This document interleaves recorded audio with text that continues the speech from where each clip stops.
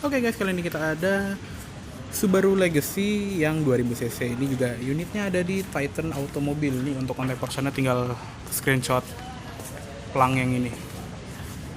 Nah, seperti biasa kita bahas interior dulu karena kita punya kuncinya. Kunci juga simple ya, dia juga cuma kayak kunci batangan gini, ada tombol lock, unlock, dan buat buka bagasi. Ini juga belum smart key. Di bagian dalam joknya ini fabric ya, walaupun fabric dia itu elektrik full, ada set airbag juga, jadi udah 6 airbag lah kemungkinan, dan ada lumbar support. Yuk kita langsung masuk saja.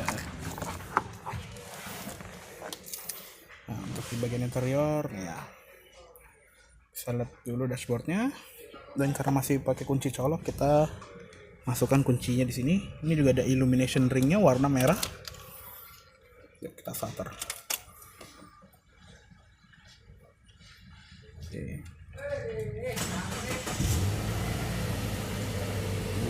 Itu dia.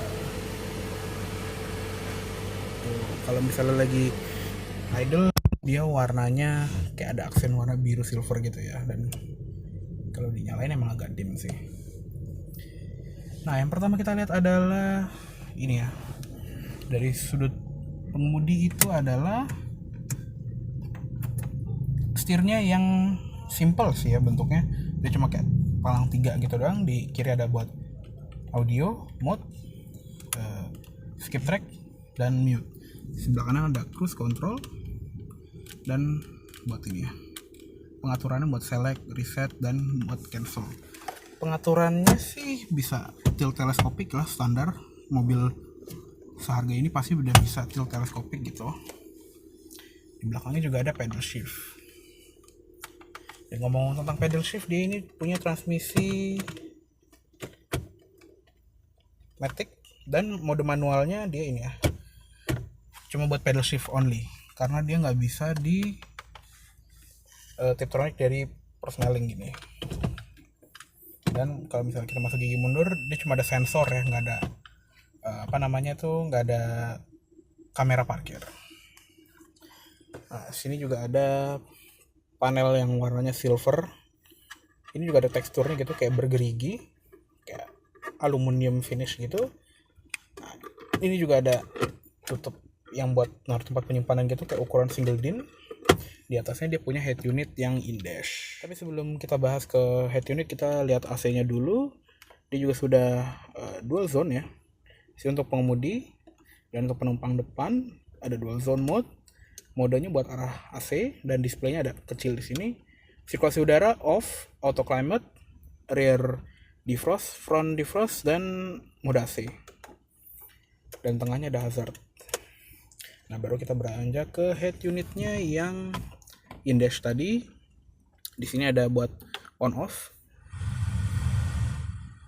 Bahasa untuk ini buat sig track ya, sig track untuk sig folder.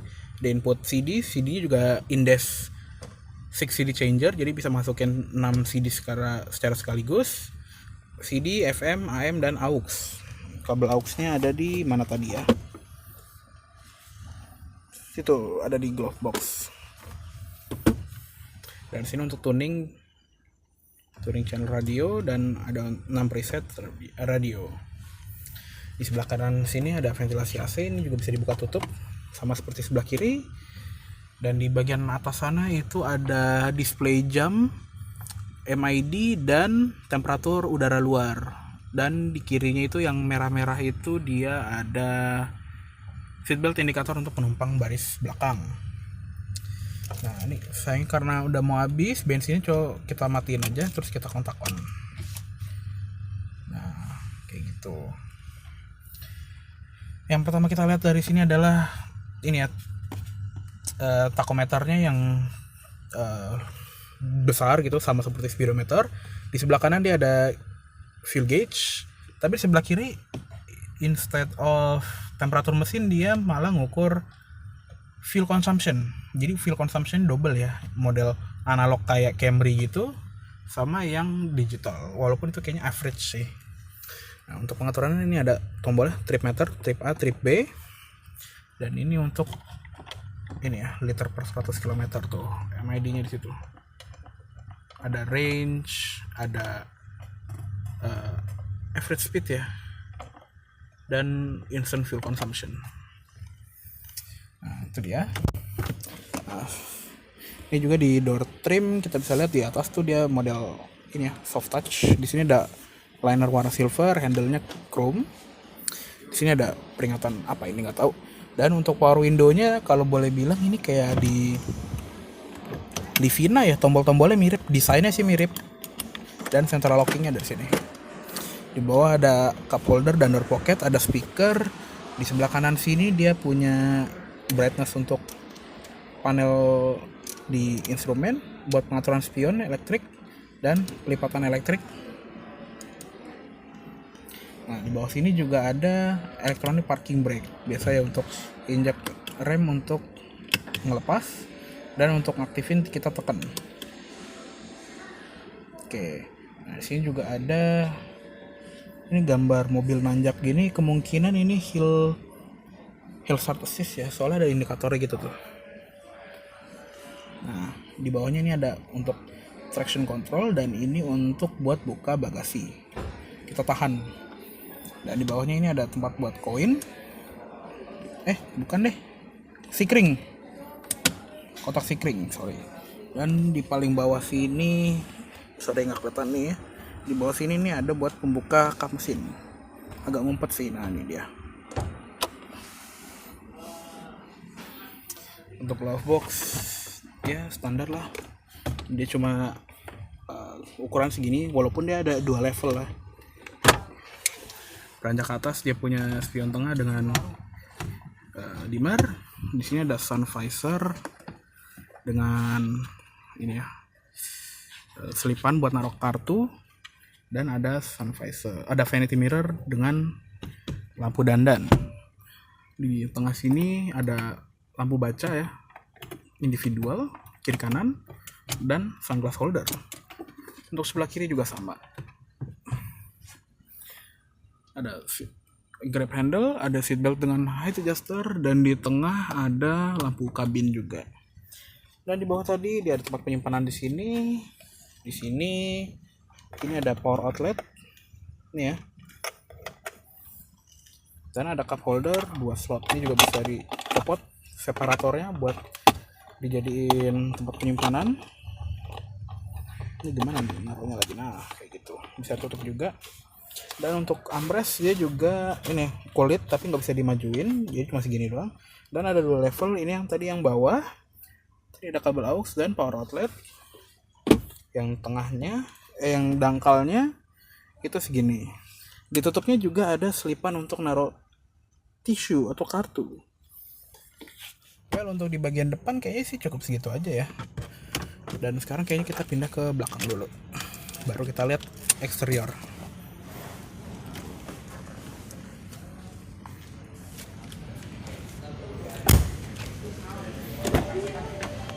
Nah, untuk di belakang, yuk mari kita masuk.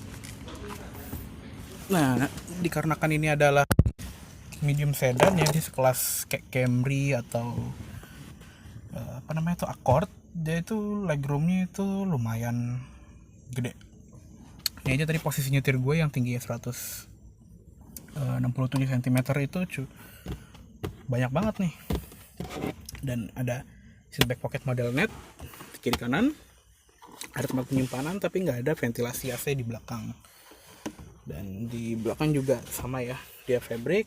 Dan karena ini all wheel drive seperti khasnya Subaru symmetrical all wheel drive, dia punya gundukan di tengah, ada buat gardan. Nah, di tengah sini juga ada cup holder, dan ini kayaknya dia punya trunk pass through buat masuk ke bagasi, kayak misalnya kita habis belanja mau ngambil minum, tinggal ambil dari sini. Bagus sih. Headrest di tengah juga adjustable. Seatbelt semuanya 3 point ya, jadi nggak ada yang 2 titik. Dan ada isofix mount di jok belakang. Di sebelah kanan juga ada grab handle dengan coat hook sama seperti di kiri. Dan di tengah sini cuma ada buat top tether doang sih. Oke. Nah untuk di door trim bagian belakang sama seperti di depan, dia juga masih ada soft touch-nya, jadi nggak disunat. Untuk di belakang, door handle-nya juga chrome, ada liner silver, di sini ada tombol power window, dan ada cup holder dengan door pocket. Di sini juga ada speaker. Di bagian armrest juga ada soft touch empuk ya, jadi lebih nyaman walaupun agak kontras ya, karena di bagian tengah dia fabric, tapi di pintu dia kulit. Gak apa-apa sih.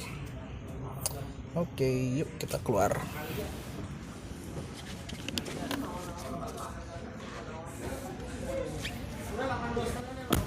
Nah, untuk ruang mesin, yuk kita lihat.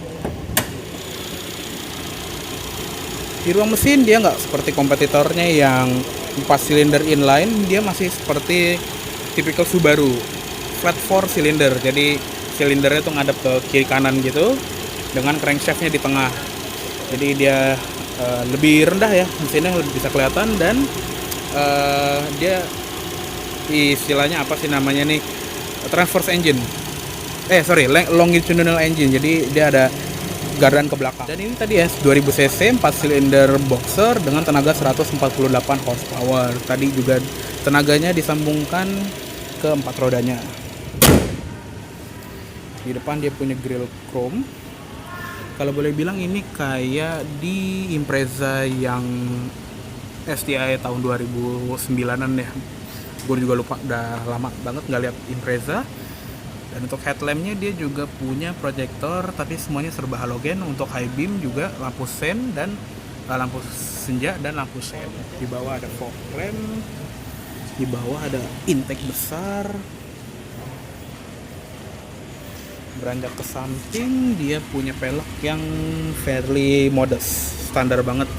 Bannya juga dia pakai ban Dunlop SP Touring berukuran 205/60 R16.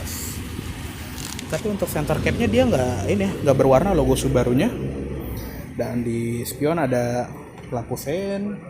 Dia juga nggak punya sunroof, polos saja. Nah untuk tail lampnya standar sih, masih serba halogen. Ada lampu senja di sini, ada sen dan mundur, tapi dia nggak punya rear fog lamp. Sensor parkir juga ada nih. Dan paling bawah dia ada reflektor. Untuk bagasi tadi ya, dia ada tombolnya di dalam, dan karena udah dibuka ya langsung kita buka aja. Nah untuk bagasi dia juga lumayan lega seperti medium hatchback lainnya. Ini juga ada lampu bagasi, walaupun di atas ini tuh nggak dikasih nggak dikasih liner, jadi langsung kebuka. Dan untuk di bawah lantai bagasi dia punya ban serep kaleng Space Saver. Bannya juga warna kuning peleknya.